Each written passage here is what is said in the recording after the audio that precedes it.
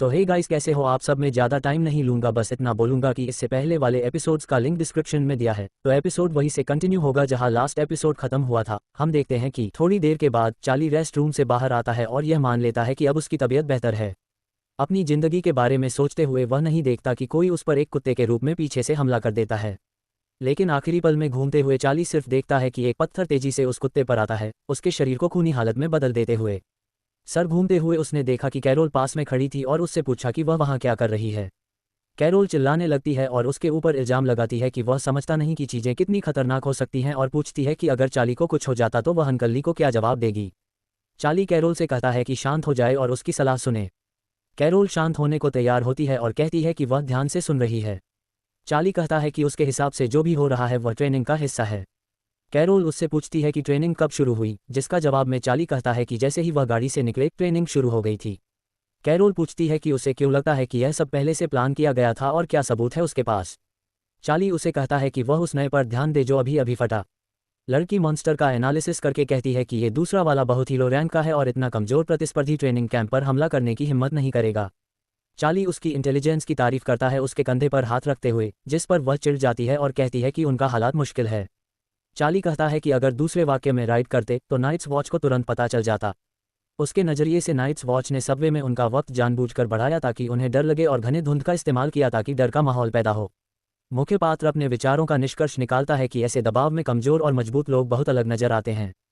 Charlie एक मौका लेता है और कहता है कि वह सबसे मजबूत है, इसलिए उसे चिंता करने की कोई ज़रूरत नहीं है। बात करते वक्त चार्ली को पता ही नहीं चलता कि एक और छोटी कुत्तों की टोली चुपके से उसकी तरफ आ रही है। चार्ली तुरंत कैरोल के पीछे छुप जाता है और उससे कहता है कि अपनी पावर का इस्तेमाल करे, जिस पर वह उसको उसके ही शब्दों की याद दिलाती है कि वह सबसे मजबूत है। चार्ली सफाई देता है कि अगर वह कुछ करेगा तो कुत्तों के पास एक भी मौका नहीं रहेगा और यह अन्याय होगी। ये कहते हुए वह कैरोल को आगे धकेल देता है और कहता है कि यह उसके लिए अपनी एबिलिटीज दिखाने का एक शानदार मौका है। नाइट वॉच के ऑफिसर्स के द्वारा वीडियो कैमरों से उसके हीरोइज्म को देखा जा रहा था। कैरोल कुत्तों को अपनी ऑथवर्ल्डली पावर का इस्तेमाल करके पल भर में गिरा देती है। चार्ली अपनी प्रेमिका के पास दौड़ता है और उसके लिए शानदार बधाइयां चिल्लाता है, लेकिन कैरोल चार्ली की बधाई को पसंद नहीं करती और उस पर मुंह के मारने लगती है, इल्जाम लगाते हुए कि उसने कुछ नहीं किया। चार्ली उससे कहता है कि यह उसकी भरोसा दिखाता है। कैरोल के एक चिंग पर काबिज करके चार्ली उससे कहता है कि अब लड़ाई का वक्त नहीं है और दीवार पर लटका एक नक्शा दिखाता है। उसके करीब जाकर चार्ली कहता है कि इस मैप से वह निकलने का रास्ता ढूंढ सकते हैं और कहता है कि इस पर गौर से देखा जाए। कैरोल चार्ली से पूछती है कि क्या उन्हें यहाँ से निकलना जरूरी है ट्रेनिंग करने के लिए। चार्ली मैप को और भी गौर से देखते हुए उसमें सेक्टर सी ढूंढता है जिसे शैडो फील्ड कहते हैं। कैरोल कहती है कि उसके हिसाब से शैडो फील्ड शैडो ले की नकल है और यह सबसे खतरनाक जगह हो सकती है। चार्ली कहता है कि ऐसे हालात में सबसे खतरनाक जगह असल में सबसे सुरक्षित होती है और कैरोल को वहां चलने का निमंत्रण देते हुए वादा करता है कि वह उसकी सुरक्षा करेगा। थोड़ी देर बाद कुछ स्टूडेंट्स अंधेरे से भागकर उनके पास से गुजर जाते हैं, जोर जोर से मदद के लिए चिल्लाते हुए। कैरोल और चार्ली को इग्नोर करते हुए वो आगे बढ़ते हैं और हमारे हीरो सोचते हैं कि आखिर क्या चीज़ एलीट स्टूडेंट्स को इतना डरा सकती है। अचानक कैरोल मुख्य पात्र के पीछे की तरफ इशारा करती है और चिल्लाती है कि वह सावधान रहे। घूमते हुए चार्ली अपने सामने एक और देखता है जो एक विशाल बहुसर वाले सांप के रूप में है। सांप तुरंत अपने सारे सिरों से उस पर हमला कर देता है, लेकिन चार्ली बिना एक भी खरोंच आए पीछे छलांग लगाने में सफल हो जाता है। चार्ली यह नोटिस करता है कि यह अदर फर्स्ट रैंक का है, जो ये दर्शाता है कि अगर यह प्राणी ट्रेनिंग कैंप में आ गया तो यह मौत का कारण बन सकता है। कैरोल उस अदर पर हमला करती है, उसके साइड से आते हुए और अपनी ऑथवर्ल्डली एबिलिटीज एक्टिवेट करते हुए। लेकिन सांप कैरोल को देख लेता है और उस पर हमला करता है, अपने रेजर शार्प दांतों से भरे मुंह को खोलते हुए। लेकिन अंतिम पल पर चार्ली एक जोर से किक मारकर उस सांप का सिर दूर फेंकता है और अपनी गर्लफ्रेंड का हाथ पकड़कर कहता है कि भागने का वक्त है और दोनों जितनी जल्दी हो सके वहां से निकल जाते हैं। सांप उनके पीछे भागने लगता है और चार्ली कैरोल को सुरक्षित जगह ले जाने की कोशिश करता है। वह एक कॉरिडोर चुनता है और उसमें तेजी से घुस जाता है, तभी अचानक वह एक दरवाजा बंद होने की आवाज़ सुनता है। पीछे मुड़कर वह देखता है कि कैरोल कहीं गायब हो गई है और वह अकेला ही बंद दरवाजों के पीछे रह गया है। नाइट वॉच वाले देखते हैं और पूछते हैं कि इस सांप का क्या हुआ और इसके फाइटिंग पावर को क्रिस्टल के जरिए दबाया क्यों नहीं गया। एक कर्मचारी कहता है कि अनजाने कारणों से उनका कंट्रोल चला गया है, जबकि दूसरा कर्मचारी सुझाव देता है कि वापस जाकर मॉन्स्टर को कंट्रोल में लाएं। लेकिन कमांडर मफी, जो अचानक वहां आते हैं, रुकने की सलाह देते हैं और कहते हैं कि वह चार्ली की एबिलिटीज को देखना चाहते हैं। चार्ली इस बेजोड़ दरवाजे का मुहैया करते हुए ये समझता है कि यह कुछ अजीब है। दरवाजे पर गौर करते हुए उसने देखा कि इसका शीशा एक ऐसे मटेरियल से बना है जो सनलाइट को गुजरने देता है। पीछे का नज़ारा अचानक बदल जाता है और वह दरवाज़ा खोलता है, ये उम्मीद करते हुए कि कुछ और कोशिशों के बाद उसकी मुलाकात कैरोल से हो सकती है। लेकिन तुरंत वही सांप जो अभी वो दोनों भाग रहे थे उस पर हमला कर देता है। अचानक मिले इस हमले से चार्ली के पास सांप के हमले से बचने का समय नहीं होता और सांप उसको अपने दांतों से पकड़ लेता है। अपने आप को छुड़ाने के लिए चार्ली सांप की आंखों और दांतों पर जोर से वार करता है और अपनी ताकत के आगे सांप को फेंक देता है। जमीन पर गिरते हुए ये सोचता है कि वह अपना कंट्रोल लगभग खो चुका था, लेकिन उसके सरप्राइज के लिए एक पल के अंदर उसका शैडो फॉर्म बिना उसके जाने एक्टिवेट हो जाता है। चार्ली ये सोचने लगता है कि ये क्या हुआ और किस वजह से ये घटना हुई।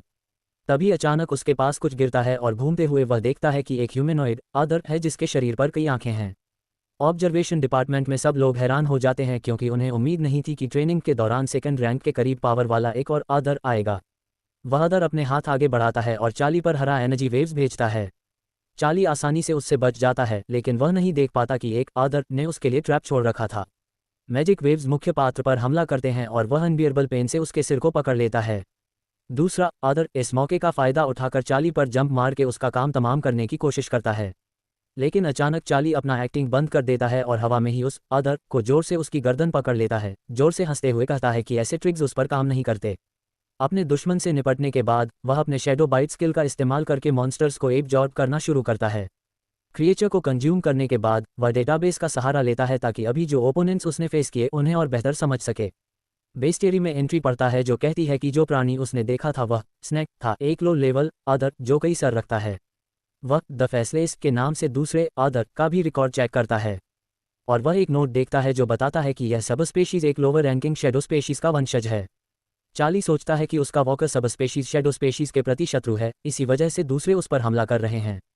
फिर वह सोचता है कि इंस्ट्रक्टर ने ट्रेनिंग के लिए इतने पावरफुल आदर क्यों भेजे।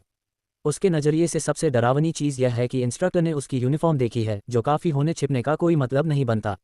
वह अपनी यूनिफॉर्म उतारने की कोशिश करता है और अलग अलग जेस्चर और कमांड देकर फॉर्म को हटाने का आदेश देता है, लेकिन कुछ भी काम नहीं करता। अचानक वह एक खतरनाक घरघराहट सुनता है और ऊपर देखते ही देखता है कि एक बड़ा प्राणी उसे कई आंखों के साथ देख रहा है। चार्ली अपने शैडो क्लॉज एक्टिवेट करता है और सोचता है कि इस बार यह आंखों से आसानी से छुटकारा नहीं मिलेगा। नाइट वॉच के ऑफिसर्स जो कुछ हो रहा है देख रहे थे, कैमरे के साथ अपना संपर्क खो देते हैं और वजह का पता लगाने में घबराहट महसूस करने लगते हैं। तभी टेक्निकल डिपार्टमेंट के स्पेशलिस्ट झटके से अंदर आते हैं और बताते हैं कि पूरी जानकारी सिस्टम फेल हो गई है। वह ये भी कहते हैं कि 2 इंस्ट्रक्टर्स से भी संपर्क हो गया है, जो सभी को चक्कर में डाल देता है। एक बूढ़ा आदमी एक लाठी के साथ रूम में आता है और कहता है कि उसने सोचा नहीं था कि ट्रेनिंग कैंप में इतना हंगामा होगा। वह वहां सब पर गुस्से से नज़र डालता है और पूछता है कि क्या वे सब अपने आप को लायक इंस्ट्रक्टर समझते हैं। मफी उस बूढ़े आदमी को चीफ मिल कहते हुए उससे पूछता है कि उन्हें क्या करना चाहिए। बूढ़ा आदमी सभी को आदेश देता है कि जो भी शैडो फील्ड में गया है उसका सम्मान किया जाए, फॉग हटा दिया जाए और अवॉल्यूएशन प्रोसीजर रोक दिया जाए, और लोगों को भेजने का आदेश देता है ताकि ऑर्डर मेंटेन रहे। सब अपने काम में लगते हैं और वह इंस्ट्रक्टर मफी से रुकने को कहता है। वह मफी से कहता है कि वह सबसे ज़्यादा निर्णायक है और पूछता है कि इस कैंप के शैडो फील्ड में क्या छिपा है। बूढ़ा आदमी कहता है कि जैसे ही स्टूडेंट शैडो फील्ड में घुसे, एक एनोमली आई जो नंगी आंखों से भी देखी जा सकती थी। मफी ईमानदारी से जवाब देता है कि कैंप का शैडो फील्ड एक फोबिडन जगह से आया है जिसमें एक व्यक्ति जो आदर्स के संपर्क में आया उसके शरीर पर आंखें उगने लगी जब तक कि उसका पूरा शरीर आंखों से ढक गया।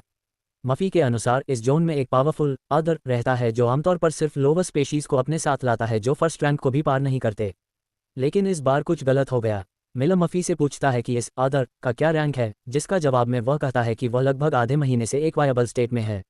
मिलर अपनी आंखें नीचे करते हुए कहता है कि इस हालत में सिर्फ एक चौथी रैंक का व्यक्ति ही उसके टक्कर की शक्ति रख सकता है। मफी कहता है कि अगर आप पहल नहीं करते तो सब ठीक होना चाहिए, और यह भी जोड़ता है कि अगर कोई थर्ड रैंक से नीचे वाला शैडो फील्ड में घुस गया तो कुछ नहीं होगा। लेकिन वह ये भी बताता है कि अगर कोई फोर्थ रैंक का व्यक्ति इस जोन में चला गया तो पूरी तरह से कैश छा जाएगा और आदर्स लगातार विकास करते रहेंगे और म्यूटेट करते रहेंगे।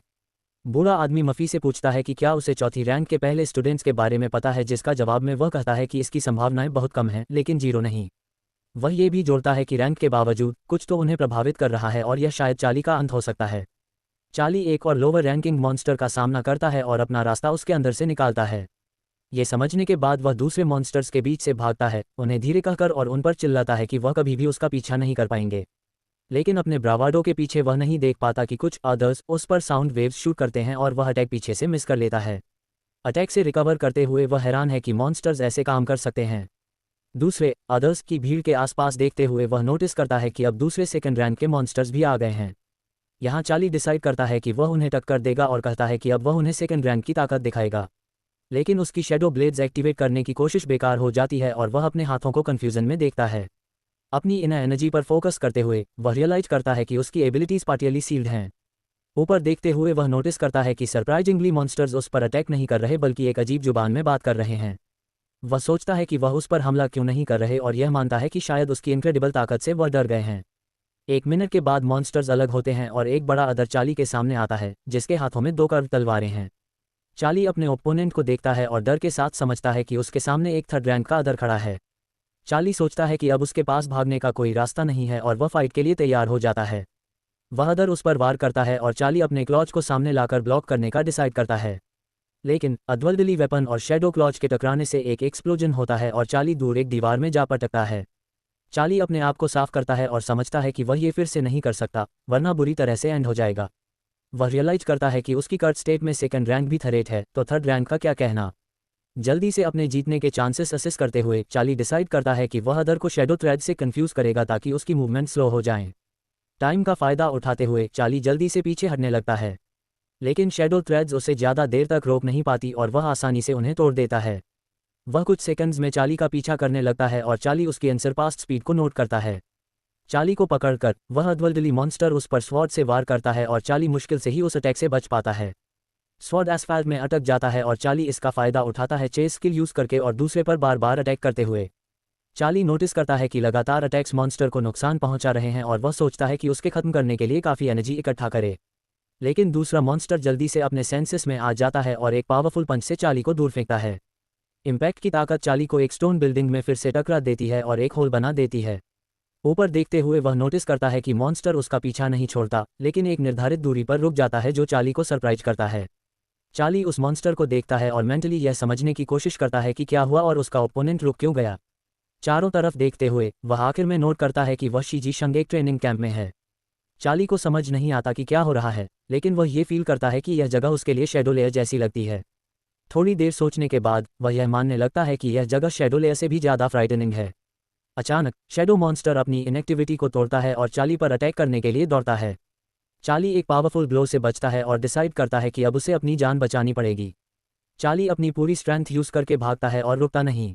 अचानक एक डार्क हेज उसके सामने वाली एली में छाने लगती है और वह सोचता है कि शायद उसकी आईसाइट फेल होने लगी है। अचानक चार्ली महसूस करता है कि उसके पैर ज़मीन को छूना बंद कर देते हैं और आसपास देखते हुए वह रियलाइज करता है कि वह किसी एनर्जी शेल में है। चार्ली यह समझने की कोशिश करता है कि यह जगह क्या है, जैसे कोई उसके बॉडी का कंट्रोल ले रहा हो और उसे कहीं खींच रहा हो। चार्ली मेंटली कंट्रोल वापस पाने की कोशिश करता है। जो उसका कंट्रोल कर रहा है वह रुक जाता है और चार्ली कहता है कि सिर्फ वही अपने बॉडी का मालिक है। थोड़ी देर बाद ये सब कुछ रुकता है और चार्ली अपने बॉडी का कंट्रोल वापस पा लेता है। लेकिन वह नोटिस करता है एक डार्क स्पीयर उसकी तरफ आ रही है जो चार्ली के बॉडी में घुस के उसे डार्क एनर्जी से घेरने लगती है। अचानक चार्ली के दिमाग में कोई बात करना शुरू करता है, उसे लॉर्ड ऑफ द शैडो कह के बुलाता है। कुछ सेकंड्स बाद चार्ली खुद को किसी प्रिज्म के अंदर फ्लोटिंग स्टेट में पाता है जो आउटर स्पेस में ड्रिफ्ट कर रही है। चार्ली जोर से पूछता है कि वह कहाँ है, जिस पर प्रिज्म में रहने वाली एंटिटी उसे कहती है कि वह 2 वर्ल्ड्स के बीच के बॉर्डर पर हैं। चार्ली मुड़ के उस एंटिटी को देखने की कोशिश करता है जो उससे बात कर रही है। एंटिटी उसे शैडो में और डीपली जाने का इनवाइट देती है। वह एंटिटी चार्ली को बताती है कि वह दोनों एक ही चीज़ के डेरिवेटिव्स हैं और उनमें ऑलमोस्ट कोई फर्क नहीं है। चार्ली प्रिज्म की दीवार पर जोर से मारकर उस एंटिटी को डरा देता है जो पूछती है कि वह क्या कर रहा है। चार्ली जवाब देता है कि वह सिर्फ और एक को खत्म कर रहा है। एंटिटी रिस्पॉन्स देती है कि चार्ली चीज़ें बहुत जल्दी रश कर रहा है और स्किल्स लूज करने का रिस्क ले रहा है, जैसे master of the deep. Charlie कहता है कि उसके पास टाइम नहीं है क्योंकि उसे जल्दी से जल्दी यहाँ से निकलना है ताकि वह कैरोल को बचा सके। लेकिन एंटिटी उससे ये खुद देखने का इनवाइट करती है। ऊपर देखते हुए चार्ली को एक ह्यूज आई नजर आती है जो उसे देख रही है। चार्ली एंटिटी से पूछता है कि क्या वह क्रिएचर वही है जिसने उसके कुछ एबिलिटीज़ ब्लॉक की हैं। एंटिटी चार्ली के सस्पिशंस कंफर्म करती है और कहती है कि वह स्पार्कलिंग अपीयरेंस और शैडोज के अपीयरेंस के बीच में पुराने दुश्मन हैं। वह एंटिटी ये भी बताती है कि चार्ली शैडो अपीयरेंस का डेसेंडेंट है और वह खास है। चार्ली अस्यूम करता है कि यह प्रिज्म वाली एंटिटी ने उसकी हेल्प की थी और वह उस जेनरोसिटी के रीजन के बारे में पूछता है। एंटिटी जवाब देती है कि वह बहुत देर से उसका वेट कर रही थी और कहती है कि वह किसी अपने जितना स्ट्रॉन्ग इंसान का इंतजार कर रही थी। वह एंटिटी कहती है कि पहले वह एक हाई रैंकिंग इंसान थी और उसके पास पावर और रिस्पॉन्सिबिलिटी थी और वह ग्रुप का कमांडर भी थी। लेकिन एक एक्सीडेंट के वजह से उसका बॉडी टुकड़ों में बिखर गया और यह वर्ल्ड में गिर गया जहां स्पार्कलिंग स्पीसीज ने उसके रिमेंस को संभाल के रखा और उसकी सोल को प्रिजर्व किया। एंटिटी अपनी कहानी आगे बताती है कि उस अदर ने उसे नज़रअंदाज कर दिया और अपनी पावर्स का इस्तेमाल अपने फ़ायदे के लिए किया, अपनी पावर को और स्ट्रॉन्ग किया। प्रिज्म का गेस्ट अपने प्रिजन से हाथ बढ़ाता है और चार्ली से हेल्प मांगता है ताकि वह उस सबका एंड कर सके। वह चार्ली से कहता है कि बाद में वह उसका मास्टर बन सकता है और वह उसकी बातें मानेगा। लेकिन चार्ली इन सब स्पीचेज से इम्प्रेस नहीं होता और बस उस एंटिटी को एक थप्पड़ मार देता है।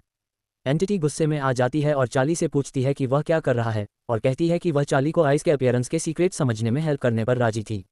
चार्ली जवाब देता है कि जो इंसान अपने आखिरी पैंट्स भी खो चुका हो, उसका उस पर कोई हक नहीं बनता कि वह कंडीशन सेट करे। वह एंटिटी से ये भी पूछता है कि क्या वह वाकई उसके काबू में आ जाएगी। एंटिटी जवाब देती है कि ये सब बातें फर्क नहीं पड़ती क्योंकि चार्ली यहाँ से भाग नहीं सकता। गुस्से में प्रिज्म का क्रिएचर कहता है कि वह चार्ली का होस्ट बन जाएगा और ये चार्ली के लिए एक बड़ी इज्जत होनी चाहिए। चार्ली उसकी पैथेटिक स्पीचेस सुनने के बाद उसका गला पकड़ लेता है और उसमें शैडो टेंटेकल्स घुसेड़ देता है। चार्ली कहता है कि उसकी अपनी कहानी के हिसाब से वह एंटिटी कभी स्ट्रॉन्ग थी, लेकिन अब वह एक वीकलिंग लग रही है। एंटिटी जवाब देती है कि उसका एक रैंक 6 शैडो स्पीशीज है, इसलिए चार्ली का जिंदा रहना नामुमकिन होगा। चार्ली शैडो टेंटेकल्स का इस्तेमाल करते हुए प्रिज्म की एंटिटी को एब्जॉर्ब करना शुरू कर देता है, जबकि प्रिज्म का गेस्ट यकीन नहीं कर पाता कि एक सिर्फ सेकंड रैंकिंग इंसान उसे हरा सकता है। चार्ली दुश्मन को पूरा एब्जॉर्ब कर लेता है और अपनी स्ट्रेंथ को पूरी तरह से वापस पा लेता है। उसे अपने चेस्ट पर एक अद्भुत आंख महसूस होती है जो उसकी स्ट्रेंथ को रिस्टोर कर देती है। इसी बीच नाइट वॉच के इंस्ट्रक्टर्स स्टूडेंट्स को शील्ड करते हैं और उन्हें तुरंत एंटी पॉल्यूशन मेडिसिन लेने को कहते हैं और फॉर्मेशन से दूर न जाने की सलाह देते हैं। कैरोल, जो इंस्ट्रक्टर्स से घिरी हुई है, अपने मन में दुआ करती है कि चार्ली ठीक हो। इसी वक्त कुछ अदर चुपके से उसके पीछे आ जाते हैं और उस पर हमला करते हैं, उसे सरप्राइज में लेने की कोशिश करते हैं। कैरोल दुश्मन को देख लेती है और अपनी पावर का इस्तेमाल करते हुए उन्हें वहीं रोक देती है। एक नाइट वॉच कर्मचारी ये देखकर उन स्टंट मॉन्स्टर्स को मार देता है। पेट्रोल ऑफिसर्स कैरोल का शुक्रिया अदा करते हैं और कहते हैं कि अगर वह न होती तो ये लड़ाई और मुश्किल होती। एक फाइटर कहता है कि सबको यहाँ से निकलने के लिए तैयार रहना चाहिए, लेकिन घुमाकर वह अद्भुत मॉन्स्टर के हमले का रिएक्शन देने का टाइम नहीं पा पाता और उसके फेस पर अटैक लग जाता है। वह बेहोश होकर कैरोल के पैरों के सामने गिरता है। कैरोल इधर उधर देखती है और नोटिस करती है कि एक बड़े आंख वाला आदमी उसके करीब आके उसे मारने की कोशिश कर रहा है। लेकिन आखिरी पल में स्क्वाड लीडर मफी उसकी मदद के लिए आ जाता है और मॉन्स्टर को मार देता है। मफी अपने मन में सोचता है कि ये अदर थर्ड रैंक के बीइंग्स हैं और मामला एक्सपेक्टेड से भी खराब है। वह फाइटर्स को डांटता है और कहता है कि उन्होंने विजिलेंट रहने का ऑर्डर होने के बावजूद उनका अटैक चूक दिया। सर्वाइवर्स के ग्रुप को देखते हुए वह ये सोचता है कि थर्ड रैंक अदर्स ने उन पर अटैक करने का फैसला किया है और इस ग्रुप में कोई स्पेशल फोर्थ रैंक अदर हो सकता है। मफी स्टूडेंट्स को हाथ से इशारा करता है और उन्हें फॉलो करने को कहता है, लेकिन कैरोल उससे रुकने के लिए कहती है। वह कहती है कि वह चार्ली के साथ थी लेकिन अब वह कहीं गायब हो गया है। मफी अपने मन में गैस करता है कि शायद चार्ली आइस के अपीयरेंस के साथ हो सकता है और यह भी अंदाजा लगाता है कि कैरोल और चार्ली के बीच में करीबी रिश्ते हैं। तभी एक बड़ा रैंक 3 अदर मफी के पीछे आकर तलवार चलाता है, लेकिन मफी अपने हाथ के एक हल्की सी मूवमेंट से उसे डिसआर्म कर देता है और जितना दूर हो सकता है उसे फेंक देता है। कैरोल को अपने बॉडी से कवर करते हुए मफी को एहसास होता है कि वह अदर उसके पीछे आया है, जो यह मतलब निकलता है कि कैरोल भी खतरे में है। मफी दूसरे फाइटर्स को स्टूडेंट्स के साथ चलने और अपना काम उसे छोड़ने का ऑर्डर देता है। उसके बाद वह मॉन्स्टर्स पर हमला करने के लिए झपटता है। कैप्टन के द्वारा फेंका गया मॉन्स्टर फिर से उठता है और उस पर अटैक करने के लिए रश करता है। कैप्टन एक स्पेशल तकनीक आई ऑफ द विंड का इस्तेमाल करके मॉन्स्टर को हवा में उठा लेता है, लेकिन कुछ सेकंड्स के बाद वह अदर टॉर्नेडो से बाहर निकलता है और अपनी तलवार फिर से उठा लेता है। मफी उसके एस्केप को रोकने की कोशिश करता है, लेकिन वह एक और आंख वाले क्रिएचर के इफेक्ट में आ जाता है। मफी के एबिलिटीज़ गायब हो जाती हैं और वह समझने की कोशिश करता है कि उसके साथ क्या हुआ है। मुड़कर देखने पर वह एक बड़े अद्भुत मॉन्स्टर का सिलहूट देखता है जो अपनी आंखों का सब कुछ कंज्यूम करने वाला हिप्नोटिक गेज उसका इस्तेमाल करता है। उसके इफेक्ट में आकर सारे फाइटर्स एक बड़े एरिया में इन्फ्लुएंस में आ जाते हैं। मफी अपनी होश खो बैठता है और हेल्पलेसली एस्पाल्ट पर गिर जाता है। कैरोल अपने विल को इकट्ठा करने की कोशिश करती है, लेकिन वह महसूस करती है कि उसका बॉडी उसका कहना नहीं मान रहा और उसकी कॉन्शियसनेस क्लाउडी हो गई है। वह लड़की मानती है कि हर चीज़ के लिए मेंटली तैयार होने के बावजूद वह अब भी अदर्स का सामना करने में बेचारी महसूस करती है। उसे यह रियलाइजेशन होता है कि उसका आखिरी वक्त आ गया है। वह उम्मीद जताती है कि चार्ली बचा लिया गया होगा और वह जिंदा रहेगा। एक पल बाद ही चार्ली उसकी मदद के लिए आ जाता है और रीबार का वह टुकड़ा रोक लेता है जो मॉन्स्टर ने उस पर फेंका था। होश में नहीं आई कैरोल को ध्यान से ज़मीन पर रखकर चार्ली आसपास देखता है और अपने प्रतिकूलों की संख्या का आकलन करता है। खड़े होते हुए वह मॉन्स्टर्स की तरफ मुड़ता है और तय करता है कि अब अपनी अधिग्रहित क्षमताओं को प्रयोग में लाने का समय है। वह मॉन्स्टर्स को बताता है कि उन्होंने भूल गया है कि इस क्षेत्र में शैडो प्रजातियां प्रमुख हैं और वह हमले के लिए झपटता है। अपना हाथ ऊपर उठाते हुए वह शैडोज का एक वॉरपूल बुलाता है जो दूसरे जगत के मॉन्स्टर्स को घायल कर देता है।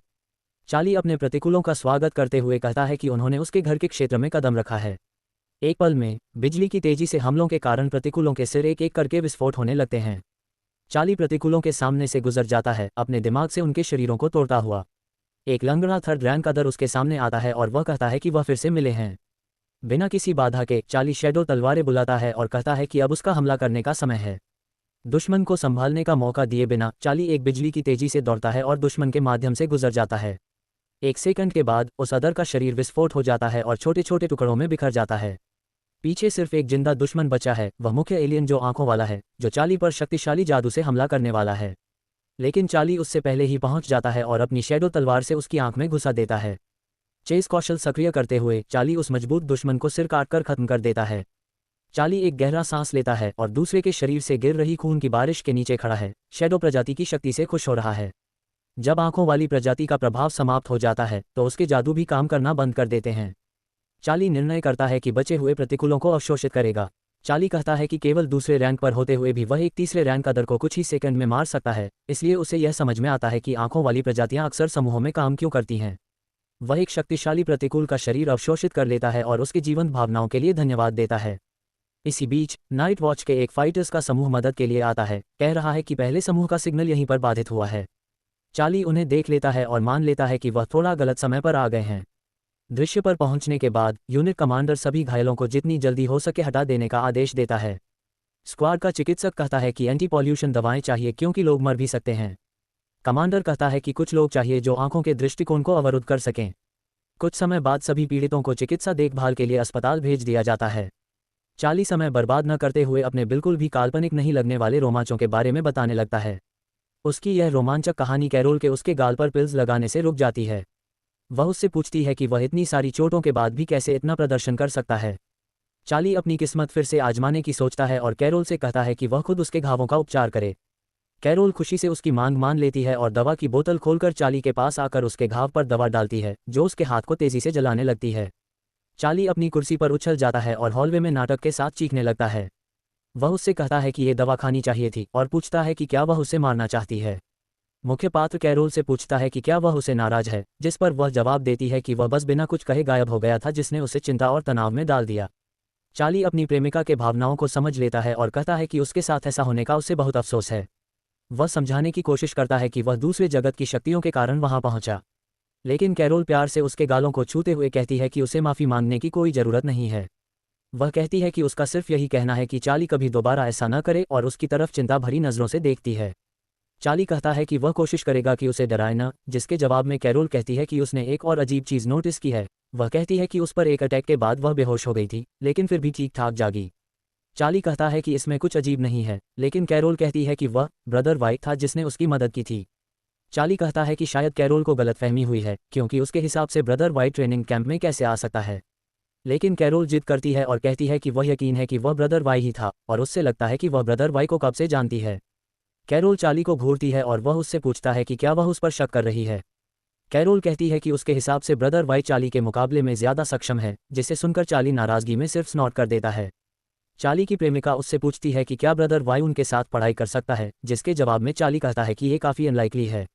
वह अपनी बात जस्टिफाई करता है ये कहकर कि ब्रदर वाई बहुत स्ट्रॉन्ग, यूनिक है और उसके अंदर एक कीन सेंस ऑफ जस्टिस और एक स्टनिंग अपीयरेंस है, जो एक आम स्टूडेंट में नहीं होते। कैरोल उसके पॉइंट से सहमत होती है, लेकिन कहती है कि वह ये कैसे जानता है कि ब्रदर वाई हैंडसम है, जिसके जवाब में चार्ली बस कहता है कि वह मुख्य बात से ध्यान न भटकाए।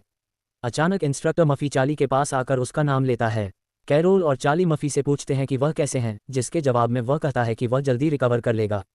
कैरोल कहने लगती है कि इंस्ट्रक्टर और बाकी सब की वजह से कोई भी कैजुअल्टी नहीं हुई। मफ़ी कहता है कि सब कुछ उनकी लापरवाही के कारण हुआ था, इसलिए उनका फ़र्ज था कि वे सिचुएशन को रिजॉल्व करें। मफ़ी चार्ली से कहता है कि उसने उसे रिस्क्यूड स्टूडेंट्स में नहीं देखा और पूछता है कि क्या वह अकेले ही निकल गया था, जिसके जवाब में चार्ली कॉन्फिडेंटली कहता है कि हाँ, वह अकेला ही निकल आया। मफ़ी चार्ली की तारीफ करता है और कहता है कि वह उसके अगले परफॉर्मेंस का इंतजार कर रहा है। वह एक स्पेशल सेंसर्स निकालकर कहता है कि वह चार्ली और कैरोल का कंटामिनेशन चेक करेगा, क्योंकि ट्रीटमेंट रूम में काफ़ी भीड़ है। जल्दी से चेक करने के बाद वह कहता है कि कोई कंटामिनेशन नहीं मिला है, इसलिए उन्हें अपनी मेडिसिन लेकर अपने रूम में वापस जाना चाहिए। मफ़ी लड़कों को अलविदा कहकर कहता है कि वह दूसरों को चेक करने जा रहा है। थोड़ा दूर जाने के बाद वह डिस्कवर करता है कि चार्ली सेकंड रैंक का है। वह सोचता है कि इससे समझ आता है कि वह कैसे अकेला निकल आया, लेकिन ये एक्सप्लेन नहीं करता कि वह आंखों वाली प्रजाति का सामना कैसे कर पाया। उसके हिसाब से सरप्राइजिंग ये भी है कि चार्ली का पॉल्यूशन इंडेक्स 0 है, जो लगभग इम्पॉसिबल है क्योंकि अदरों को मारने पर पॉल्यूशन बढ़ता है। चार्ली कैरोल से पूछता है कि ब्रदर वाई के आने से पहले उसने किसका नाम लिया था, जिसके जवाब में वह कहती है कि वह उसके पिता का नाम था। मफी टेस्ट रिजल्ट्स पर सोचता है और समझता है कि चार्ली के पास बहुत सी गुप्त बातें हैं। चार्ली योंग हाई यूनिवर्सिटी पहुंचता है जो एक पूरी तरह से एजुकेशनल एनवायरनमेंट प्रदान करती है और पास से गुजर रही लड़कियों को देखकर प्रभावित होता है। दूसरों की अटेंशन देखकर उसकी जेलेस लवर कैरोल जोर से चार्ली को इडियट कहकर बुलाती है और नाराज होते हुए पीठ मोड़ जाती है। वह कहती है कि वह डॉम जा रही है और चार्ली उससे ऑफर करता है कि वह उसे छोड़ देगा क्योंकि वह इन जगहों से इतनी फैमिलियर्स नहीं है। कैरोल चार्ली से पूछती है कि क्या ये बस एक बहाना है और वह वास्तव में दूसरी लड़कियों को देखना चाहता है, जिसके जवाब में चार्ली बिल्कुल ईमानदारी से कहता है कि हाँ, उसने उसके इरादे को पकड़ लिया। चार्ली की ईमानदारी पर धन्यवाद के तौर पर कैरोल उसके सिर पर एक और बम मार देती है और कहती है कि वह उससे बात न करे। फ्रेड चार्ली के पास आता है और उससे पूछता है कि उसने कैरोल को फिर से क्यों नाराज किया। थोड़ा और ऑब्जर्व करने के बाद वह कहता है कि चार्ली बिल्कुल भी नहीं बदला। चार्ली फ्रेड से पूछता है कि वह इतना मोटा कब हो गया, जिसके जवाब में वह कहता है कि उसकी एबिलिटी ग्लटनरी है जो उसे स्ट्रेंथ देती है। वह कहता है कि शुरुआत में उसकी क्षमताएं यूनिवर्सिटी के लिए सूटेबल नहीं थीं, लेकिन स्टैंडर्ड्स को थोड़ा लोअर करने के बाद वह पास हो गया। फ्रेड कहता है कि वह चार्ली को उसके रूम तक छोड़ देगा और पूछता है कि वह कहाँ जा रहा है, जिसके जवाब में वह कहता है कि वह पहले बिल्डिंग में जा रहा है। थोड़ी देर बाद वह हॉस्टल की पहली बिल्डिंग पर पहुंचते हैं और चार्ली नोटिस करता है कि यह होटल की तरह लगता है। फ्रेड चार्ली को बताता है कि यह डॉम ट्रेनिंग कैंप के बेस्ट स्टूडेंट्स के लिए है और यहाँ की सुविधाएं टॉप नॉच हैं। वह और ऐड करता है कि हॉस्टल के अलावा यहाँ एक छोटा सा गार्डन, जिम और लाइब्रेरी भी है। वे रूम 101 पर पहुंचते हैं और फ्रेड चार्ली को बताता है कि यही उसका रूम है, लेकिन देखता है कि वह अनलॉक है। रूम में एंटर करते ही वह सीनियर स्टूडेंट्स को चार्ली का रूम कब जाते हुए पाते हैं। देखकर एक सीनियर स्टूडेंट उठता है और कहता है कि चार्ली गलत बिल्डिंग में आ गया है। खुश होकर वह कहता है कि अब ये रूम उसका है। फ्रेड कहता है कि यह सब बकवास है और इस यूनिवर्सिटी में ऐसे नियम कभी नहीं थे। एक सीनियर फ्रेड से पूछता है कि क्या उसके पास कोई शिकायत है, जिसके जवाब में वह कॉन्फिडेंटली कहता है कि यह एक फ्रेशमैन डॉम है, इसलिए उन्हें यहाँ से हट जाना चाहिए। एक सीनियर स्टूडेंट रूम का फ्रंट डोर खोलकर जोर से चिल्लाने लगता है कि फ्रेशमैन हॉस्टल के नियम का रिस्पेक्ट नहीं करता। इन चीखों को सुनकर बहुत से सीनियर स्टूडेंट्स वहां आ जाते हैं और कहते हैं कि अब वह न्यूकमर्स को नियम समझाएंगे। चार्ली अपना हाथ फ्रेड के कंधे पर रखता है और कहता है कि इतना टेंशन लेने की ज़रूरत नहीं है। वह ऐड करता है कि उनके ओपोनेंट सीनियर्स हैं तो उनका फर्स्ट इंप्रेशन खराब नहीं करना चाहिए। वह ये भी कहता है कि सीनियर स्टूडेंट्स कुछ ज़्यादा ही कर रहे हैं। बुलीज चार्ली के इस तरह के शब्दों को पसंद नहीं करते और उस पर अटैक करने लगते हैं, कहते हुए कि वह अपनी दुआएं मांग ले। चार्ली एक ग्लोरियस फाइट के लिए तैयार होता है और अपने पावर को अवेक करते हुए अपनी मुट्ठी बंद करता है। लेकिन पीछे से एक सीनियर अचानक से फ्लेम्स में बर्स्ट हो जाता है, जिससे सब पीछे हट जाते हैं। पीछे मुड़कर चार्ली देखता है कि उस सीनियर के पास भी पपील जैसी एक एबिलिटी है। वह बुली चार्ली का नाम पूछता है और वह आराम से अपना नाम बता देता है। बुली कहता है कि चार्ली को आज मुसीबत में नहीं पड़ना चाहिए था और उसे उस रूम के लिए अरेना में फाइट का इनवाइट देता है। चार्ली इस प्रपोजल को एक्सेप्ट करता है और कहता है कि एक फाइट काफ़ी नहीं होगी। वह दूसरे स्टूडेंट्स की तरफ इशारा करते हुए कहता है कि उन्हें भी उसके साथ फाइट करना पड़ेगा। अपकमिंग बैटल की रूमर्स पल भर में फैल जाती हैं और अब सब स्टूडेंट्स इसी पर बात करते हैं। सब स्टेडियम में इकट्ठे हो जाते हैं और अपनी सीटें ले लेते हैं। नाइट वॉच का एम्प्लॉय पार्टिसिपेंट्स की रजिस्ट्रेशन कंप्लीट करता है और कहता है कि वे अपने वेपन्स और इक्विपमेंट चुन सकते हैं। बुली के सपोर्ट टीम हॉटेडली कहती है कि वे बस न्यूबी के लिए अफसोस ही कर सकते हैं। फ्रेड चार्ली से कहता है कि अभी भी वापस जा सकते हो, लेकिन वह कॉन्फिडेंटली कहता है कि उसे पता है वह क्या कर रहा है। चार्ली वेपन रैक के पास जाता है और ब्लेड्स को देखने लगता है, बेस्ट सूट होने वाला वेपन चुनने के लिए। जब चार्ली अपने वेपन का चुनाव कर रहा होता है, तभी उसका ओपोनेंट स्पीयर चुन के अपनी पोजीशन ले लेता है। अपने हथियार को सामने रखते हुए वह चार्ली को बुलाता है और कहता है कि वह रुकना बंद करे। चार्ली कहता है कि उसे बस इतना वक्त चाहिए था ताकि वह डिसाइड कर सके कि कौन सा वेपन उसे सूट करेगा। बुली कहता है कि चार्ली ने अभी तक अपना डिफेंस भी नहीं चुना और ये दिखावा उसकी मदद नहीं करेगा। गुस्से में बुली चार्ली पर चार्ज करता है और चीखता है कि वह उसे 1 सेकंड में कुचल देगा। चार्ली नोट करता है कि उसका ओपोनेंट भी शैडो वील्डिंग पावर रखता है, कहता है कि यह और भी इंटरेस्टिंग होता जा रहा है। क्राउड जोर से चीखता है, टफनट का नाम पुकारते हुए और आर्गेंट चार्ली को सबक सिखाने की गुजारिश करते हैं। टफनट चार्ली के पास पहुंचकर शैडोज में डाइव करता है और पीछे से सरप्राइज अटैक करने के लिए निकलता है। इम्पैक्ट के मोमेंट पर एक शैडो फ्लैश होता है और दोनों पार्टिसिपेंट्स क्राउड की नज़रों से गायब हो जाते हैं। जब स्मोक क्लियर होता है, सब देखते हैं कि टफनट डिफेटेड पड़ा है और चार्ली उसके ऊपर खड़ा उसकी तरफ डिसअपॉइंटमेंट भरी नज़र से देख रहा है। और इसी के साथ ये एपिसोड यही खत्म होता है। तो चैनल को सब्सक्राइब करो। तो मिलते हैं नेक्स्ट पार्ट में, तब तक के लिए बाय बाय।